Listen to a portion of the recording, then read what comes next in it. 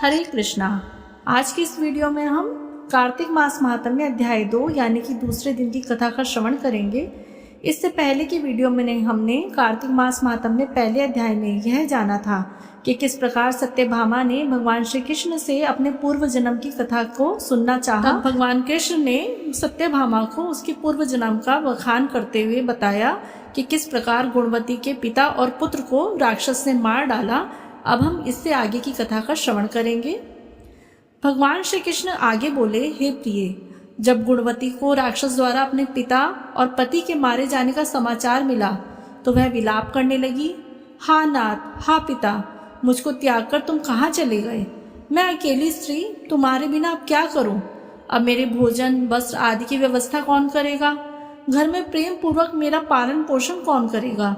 मैं कुछ भी नहीं कर सकती। मुझ विधवा को कौन रक्षा करेगा? मैं कहाँ जाऊं? मेरे पास तो अब कोई ठिकाना भी नहीं रहा। इस प्रकार विलाप करते हुए गुणवती चक्कर खाकर धरती पर गिर पड़ी और बेहोश हो गई। बहुत देर बाद जब उसे होश आया तो वह पहले की ही भांति करुण विलाप करते हुए शोक सागर में डूब गई। कुछ समय पश्चात जब वह संभली तो उसे ध्यान आया कि पिता और पति की मृत्यु के बाद मुझे उनकी क्रिया करनी चाहिए जिससे उनकी गति हो सके।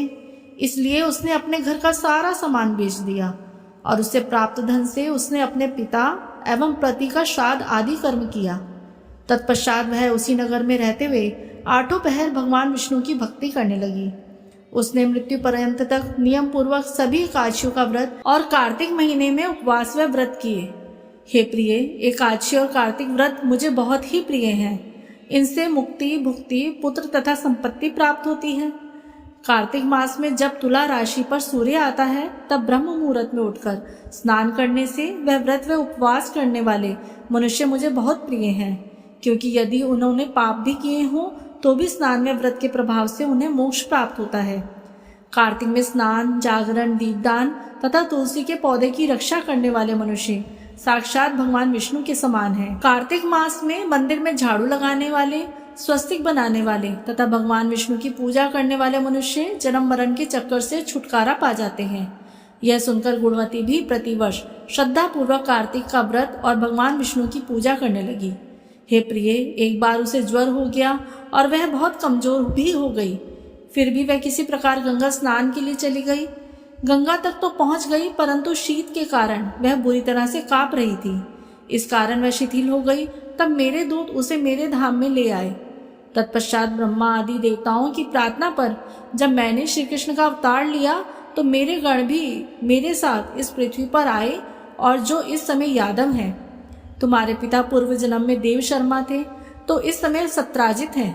पूर्व जन्म में चंद्र शर्मा जो तुम्हारा पति था वह डाकू है। और हे देवी, तू ही गुणवती है। कार्तिक व्रत के प्रभाव के कारण तू ही मेरी अर्धांगिनी हुई। पूर्व जन्म में तुमने मेरे मंदिर के द्वार पर तुलसी का पौधा लगाया था। इस समय वह तेरे महलों के आंगन में कल्प वृक्ष के रूप में विद्यमान है। उस जन्म में जो तुमने दीप दान किया था उसी के कारण तुम्हारी देह इतनी सुंदर हुई और तुम्हारे घर में साक्षात लक्ष्मी का वास है, क्योंकि तुमने पूर्व जन्म में अपने सभी व्रतों का फल पति स्वरूप विष्णु को अर्पित किया था। उसी के प्रभाव से इस जन्म में तुम मेरी प्रिय पत्नी हुई। पूर्व जन्म में तुमने नियम पूर्वक जो कार्तिक मास का व्रत किया था उसी के कारण मेरा और तुम्हारा कभी भी योग नहीं होगा। इस प्रकार कार्तिक मास में व्रत आदि करने वाले मनुष्य मुझे बहुत ही तुम्हारे समान प्रिय है। दूसरे जब तक यज्ञ ज्ञान आदि करने से प्राप्त फल कार्तिक मास में किए गए व्रत के फल से बहुत थोड़ा होता है, अर्थात कार्तिक मास के व्रतों का 16वां भाग भी नहीं होता।